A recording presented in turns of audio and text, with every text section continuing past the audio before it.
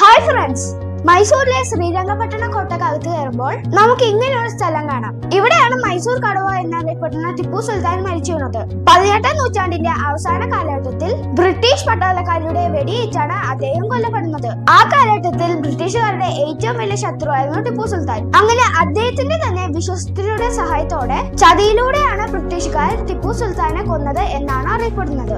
കാരണം ശ്രീരംഗപട്ടണ കോട്ടക്കകത്ത് കയറി ടിപ്പു സുൽത്താനെ പരാജയപ്പെടുത്തുക എന്നത് അത്ര എളുപ്പമായിരുന്നില്ല. ഇനി മരണശേഷം അദ്ദേഹത്തിന്റെ ശരീരം അടക്കം ചെയ്ത സ്ഥലം കാണാം. ഇതാണ് ഗുംബാസ്. ഇതും ശ്രീരംഗപട്ടണത്തിൽ തന്നെയാണ്. ഇവിടെയാണ് ടിപ്പു സുൽത്താന്റെയും അദ്ദേഹത്തിന്റെ മാതാപിതാക്കളുടെയും ബന്ധുക്കളുടെയും ഒക്കെ മൃതശരീരങ്ങൾ അടക്കം ചെയ്തിരിക്കുന്നത്. മനോഹരമായ ഒരു വലിയ പൂന്തോട്ടത്തിന് നടുവിലാണ് ഈ ഗുംബാസ് ഇരിക്കുന്നത്. പേർഷ്യൻ സ്റ്റൈലാണ് ഇത് നിർമ്മിച്ചിരിക്കുന്നത്. അകത്ത് കയറുമ്പോൾ നമുക്ക് ടിപ്പു സുൽത്താന്റെയും അദ്ദേഹത്തിന്റെ മാതാപിതാക്കളുടെയും ശവകുടീരങ്ങൾ കാണാം. ഈ ടൈഗർ ക്ലോത്തിൽ മൂടിയിരിക്കുന്നതാണ് ടിപ്പു സുൽത്താന്റെ ശവകുടീരം. ഇതിന്റെ അകത്തുള്ള പെയിന്റിങ്ങുകൾക്കും ഒരു ടൈഗർ ഡിസൈൻ ആണ് കൊടുത്തിരിക്കുന്നത്. പുറത്ത് അദ്ദേഹത്തിന്റെ ഭാര്യയുടെയും ബന്ധുക്കളുടെയും ഒക്കെ ശവകുടീരങ്ങളും കാണാം. മൈസൂരിലെ ശ്രീരംഗപട്ടണം കാണാൻ വരുന്നവർക്ക് ഈ ഗുംബാസും ഒരു മസ്റ്റ് വിസിറ്റ് പ്ലേസ് ആയിരിക്കും. അപ്പൊ ടിപ്പു സുൽത്താനെ കുറിച്ചും ശ്രീരംഗപട്ടണത്തെ കുറിച്ചുള്ള എന്റെ ഈ കൊച്ചു എപ്പിസോഡ്സ് ഞാൻ ഇവിടെ അവസാനിപ്പിക്കുകയാണ്. എല്ലാവർക്കും ഇഷ്ടപ്പെട്ടു എന്ന് ഞാൻ വിശ്വസിക്കുന്നു. അപ്പൊ നമുക്ക് ഇനി അടുത്ത വീഡിയോയിൽ കാണാം.